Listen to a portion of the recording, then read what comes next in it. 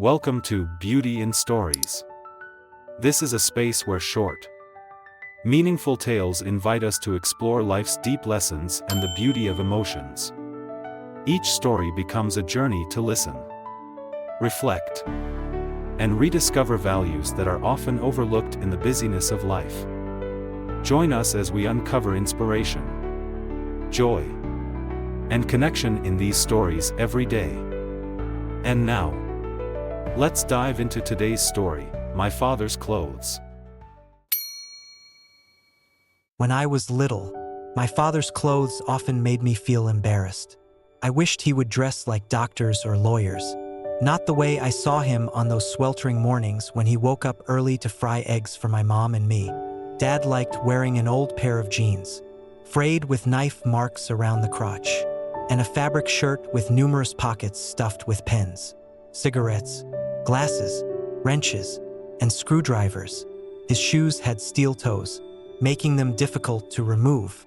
Sometimes, I'd help him take them off after he came back from fixing an air conditioner. His profession, too, made me feel a deep sense of shame. Yet, as a child, I often sneaked into his room to try on his clothes and admire myself in the mirror. My imagination turned his shirt into a king's robe and his belt into a soldier's holster. I even wore his undershirts to bed. The familiar scent of sweat on his collars helped me overcome my fear of the dark. But as the years went by, I started wishing he would just sell off those old jeans for a pair of khakis and replace his outdated shoes with more fashionable loafers. I stopped wearing his clothes to bed. Eventually, I began to dream of having a different father altogether. I blamed his choice of clothes for my life's misfortunes. When I was bullied by boys, I wished they could see my dad in a cowboy hat, shirtless, walking a dog. I felt the girls laughed at me because they saw him mowing the lawn in his black work boots. Their families hired gardeners who, I was sure, dressed better than my father, while their dads relaxed on yachts in pastel sweaters and expensive sandals. Dad only ever owned 2 suits in his life. He preferred clothes that let him crawl under cars with ease. Yet, before my parents' 20th wedding anniversary, Dad took me to Sears, a well-known clothing store in town. That afternoon, he tried on one suit after another. For each one, he stood in front of the mirror, smiled, nodded, asked about the price, and moved on to find another. After trying nearly a dozen suits, he drove to a discount store and bought one without even trying it on. That evening, my mother couldn't stop gushing about how handsome he looked. She said she had never seen a man more dashing. However, when Dad wore that suit to my 8th grade award ceremony, I wished he had stayed home instead. After the ceremony, I had been named Outstanding Student of the Year. Dad changed back into his faded clothes and praised my accomplishments. As he went to the garage to wash the car, I mustered the courage to voice the frustration that had humiliated me at 14. Why can't you dress properly, like my friends' dads? I demanded. Dad looked at me, startled and hurt, searching for an answer. Then, before disappearing into the garage, he said quietly, I like my clothes. As I matured, I realized that it wasn't my father's clothes that drove others away. It was me, his son. That night, his words held a deeper meaning. There are more important things than the clothes on your back, and I can't afford to spend money on myself when you need so much. Though unspoken, I understood what he truly meant. I make sacrifices so your life can be better than mine. At my high school graduation, Dad showed up in the suit Mom had bought him that morning. Somehow, he looked taller, more handsome, and more dignified than any other father there. As he walked by, people stepped aside not because of the suit but because of who he was. Seeing his confidence, the dignified way he carried himself, and the pride in his eyes, even doctors and lawyers treated him with respect and admiration. Later at home, Dad carefully hung up that ordinary Sears suit in the closet. I never saw it again until his funeral. I don't know what Dad was wearing when he passed. He was working at the time, so it must have been his favorite outfit. That thought brought me comfort. Mom wanted to bury him in the Sears suit, but I convinced her to send his old jeans. fabric shirt, and worn shoes to the funeral home instead. On the morning of the funeral, I used a pocket knife to punch an extra hole in Dad's belt so it would fit my waist.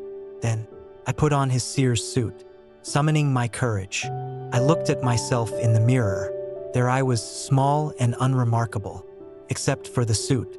Once again, as in my childhood, Dad's clothes hung loose and oversized on my skinny frame. His familiar scent brushed against my face, but this time it offered no comfort. I no longer questioned his size. I hadn't been a naive boy for a long time, standing silently before the mirror, tears streaming down my face. I tried to imagine what I'd be like in the years to come, how I would grow into his clothes in the days ahead.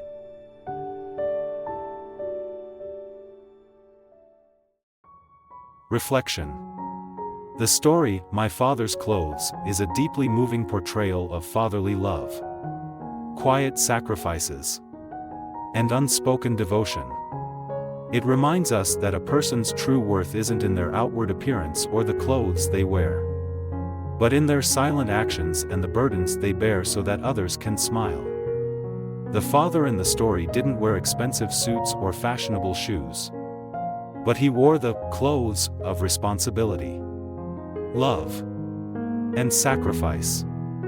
He didn't say much, but through every action and every drop of sweat, he taught his child the meaning of resilience, compassion, and the true essence of life, living not to prove oneself better than others, but to love, to create value for those you cherish.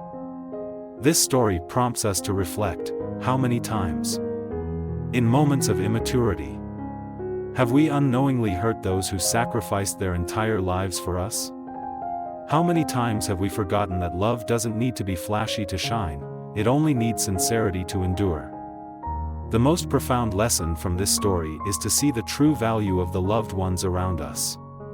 Cherish the seemingly small but deeply meaningful things they do for us each day. Often, what we dismiss as ordinary or simple is, in fact, the most extraordinary and sacred. And once we realize this, love them while we still can, because time waits for no one.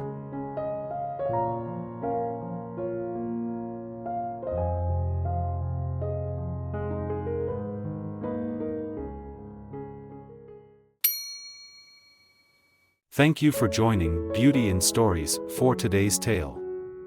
I hope these moments have brought you meaningful insights and inspiration. If you enjoyed the content, don't forget to like, subscribe, and turn on notifications so you won't miss any upcoming stories. See you in the next one. Goodbye!